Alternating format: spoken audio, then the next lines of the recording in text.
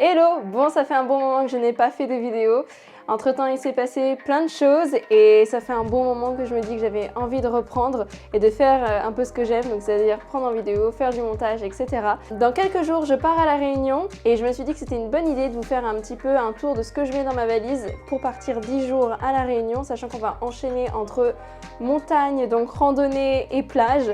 En plus, je pars non pas avec une valise en soute, mais bien un sac à dos, voilà. Donc j'avais pas envie de prendre des valises pour mettre en soute. J'avais vraiment envie d'avoir juste un bagage cabine, histoire que quand t'arrives, c'est bon, t'as déjà ton sac à dos, etc. T'attends pas 15 ans que la valise arrive, etc., etc. En plus, que pour 10 jours, il n'y a pas non plus besoin de prendre 15 000 vêtements, donc j'espère que tout va rentrer là-dedans. En tout cas, voilà, je pense que je vais commencer par tout ce qui est partie vêtements. Ensuite, je verrai tout ce qui est partie un peu hygiène et ensuite on finira par le matériel pour tout ce qui est une question de randonnée. Surtout pour une randonnée en particulier parce qu'on a prévu de faire la montée du Piton des Neiges, donc de nuit, pour pouvoir voir le lever de soleil tout en haut.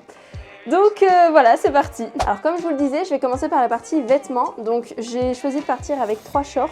Parce que les shorts de toute manière ça se met partout, ça va avec tout. Donc j'ai pris un short un peu plus sportif, un short en jean parce que c'est un peu un basique. Et ensuite un short en gaze de coton blanc. Parce que c'est toujours sympa à mettre, surtout quand il fait très très chaud. Alors pour continuer dans le basique, j'ai pris un set de t-shirt blanc et t-shirt noir, voilà, comme ça, tout simple. Voilà, c'est des t-shirts vraiment basiques. J'ai choisi d'en prendre à peu près 5 noirs, 5 blancs pour pouvoir un peu interchanger. Dans tous les cas, les basiques comme ça se met avec tout. Je les mettrai que ce soit pour aller à la plage, pour aller au marché ou même au-dessus de brassières pour aller faire la randonnée. Dans tous les cas, ça c'est un peu un must-have pour moi. Alors j'ai choisi de partir avec une seule chemise blanche qui est en gaze de coton, donc c'est vraiment une matière qui est géniale quand il fait très chaud. J'ai choisi de partir de toute façon avec quasiment que des basiques parce que j'ai pas beaucoup de place dans mon sac à dos et je sais que les basiques ça ira avec tout, ça peut se mettre n'importe quand, n'importe comment, donc c'est l'avantage. Et pour rester dans le gaze de coton, ça c'est le seul et unique pantalon que je prends, hormis le pantalon que je vais porter pendant l'avion et à l'aéroport. Donc c'est un pantalon tout simple en gaze de coton qui va vachement me servir pour le soir ou aller se balader dans des endroits où il faut être un petit peu plus habillé. Dans tous les cas, ça reste une matière qui est vachement respirante, où t'as pas trop chaud dedans et qui est très jolie. J'ai pris des robes un peu plus colorées pour aller à la plage ou pour sortir. Donc c'est des robes qui sont... Enfin là c'est une jupe et un haut que j'adore d'ailleurs qui vient de chez Abercrombie. Donc là ça fait très créole. Mais c'est en fait des vêtements que je vais porter voilà, le soir pour aller au restaurant ou pour aller faire des petites balades sans que ce soit trop sportif. Et surtout pour faire un petit peu de couleur dans tous ces basiques que je prends. Qui dit plage dit tongs, donc j'ai prévu de prendre une petite paire de tongs, donc c'est vraiment des chaussures toutes simples et qui vont me servir en fait pour aller me balader, aller à la plage et surtout qui peuvent aller dans l'eau. Pour finir avec la partie vêtements, j'ai pris 3 sets de maillots de bain, donc ce sont des basiques, vous allez me dire encore des basiques, oui encore des basiques, donc j'en ai un qui est brun, un noir et un blanc. Ce sont juste des maillots de bain très très simples, des triangles qui se calent super bien dans le sac à dos et qui sont super agréables à porter. On enchaîne avec la partie hygiène. Donc j'ai chopé cette brosse à dents dans le magasin, il me semble normal. Donc c'est une brosse à dents rétractable qui est hyper pratique à caler dans une trousse de toilette. Donc ça c'est un must-have pour le voyage. Ensuite, qui dit soleil dit crème solaire. Donc ça, c'est une petite crème solaire pour le visage parce que personnellement, je crame dès qu'il y a un rayon de soleil. Donc c'est obligatoire pour moi. C'est une crème solaire en SPF 50, donc voilà. Et une lotion pour le corps après soleil qui est vraiment super bien et ça permet de bien hydrater la peau. Ensuite, on enchaîne avec ce que j'emporte partout. Donc c'est juste ma crème hydratante pour le visage et la crème Cicalfate de Aven qui permettent en fait de vraiment réparer la peau en profondeur. Donc ça, c'est obligatoire. Je les emmène partout, que ce soit en voyage, en week-end, partout, partout, partout. Ensuite, je prends donc du beurre démaquillant parce que même si je vais pas beaucoup me maquiller là-bas, le soir, il y a toujours moyen d'aller peut-être au restaurant et donc d'avoir du mascara, etc.